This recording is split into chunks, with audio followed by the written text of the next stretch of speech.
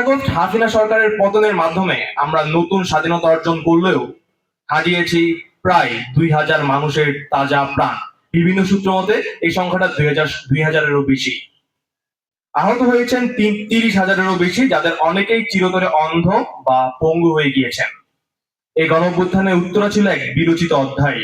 15 জুলাই ঢাকা বিশ্ববিদ্যালয় ছাত্রলীগ ও পুলিশের অতর্কিত হামলার পর 16 জুলাই সন্ত্রাসীদের বিরুদ্ধে বুকের ভিতর দুর্গ করে নেমে আসে রাজপথে। উত্তরার এই বীরত্বের ইতিহাস রচিত হতে থাকে সেদিন থেকেই।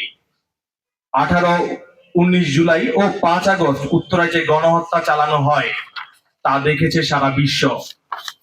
বুলেটের সামনে বুক পেতে দিয়েছে হাজার হাজার বিপ্লবী, বলেছে বুকের ভিতর অনেক ঝড়, বুক পেতেছি গুলিকর।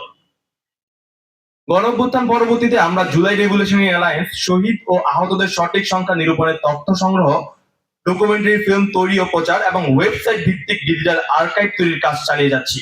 আমরা চাই জুলাইয়ের সঠিক ইতিহাস সংরক্ষণ ও পরবর্তী প্রজন্মের কাছে পৌঁছে দিতে। আমরা চাই এই বিপ্লবের ইতিহাস কোনোভাবেই যাতে বিকৃতি না ঘটে। আমাদের উদ্দেশ্য যে কোনো মূল্যেই জুলাই বিপ্লবকে বাঁচিয়ে রাখা। আমরা বিশ্বাস করি যদি জুলাই ভুলে যাই আমরা, হেরে যাবে বাংলাদেশ। 18 জুলাই থেকে 5 আগস্ট পর্যন্ত উত্তরায় শাহাদাত বরণ করেছে অগণিত মানুষ, তবে ঠিক কতজন শহীদ হয়েছেন তার সঠিক সংখ্যা এখনো সঠিকভাবে জানা যায়নি। আমরা জুলাই রেভলিউশনারি অ্যালায়েন্স চেষ্টা করছি গণঅভ্যুত্থান পরবর্তী শহীদের তালিকা যথাযথভাবে তৈরি করা। আজ আমরা রাজধানী ঢাকার শুধুমাত্র উত্তরার রাজপথে শহীদ হওয়া শহীদদের তালিকা প্রকাশ করছি। আমাদের তালিকায় 92 জন বীর শহীদকে তালিকাভুক্ত করা হয়েছে। 92 জনে শহীদের তালিকাভুক্ত করা হয়েছে। তবে আমাদের ধারণা শুধুমাত্র 92 জন নয়, উত্তরায় বেনামি এবং অজ্ঞাতভাবে আরো অনেকে মারা গেছে যাদের কোনো পরিচয় এখন অব্দি পাওয়া যায়নি। তবে আমাদের ধারণা সেটা হয়তোবা 100-রও বেশি হতে পারে। আমাদের এই লিস্টে প্রায় 92 জনের লিস্ট রয়েছে। তার মধ্যে রয়েছে 25 জন শিক্ষার্থী, 19 জন চাকুরিজীবী, 10 জন ব্যবসায়ী, 5 জন গাড়ি বা রিক্সা চালক, 2 জন মসজিদের ইমাম, 1 জন ডাক্তার, আর 11 জন হচ্ছে অজ্ঞাতনামা।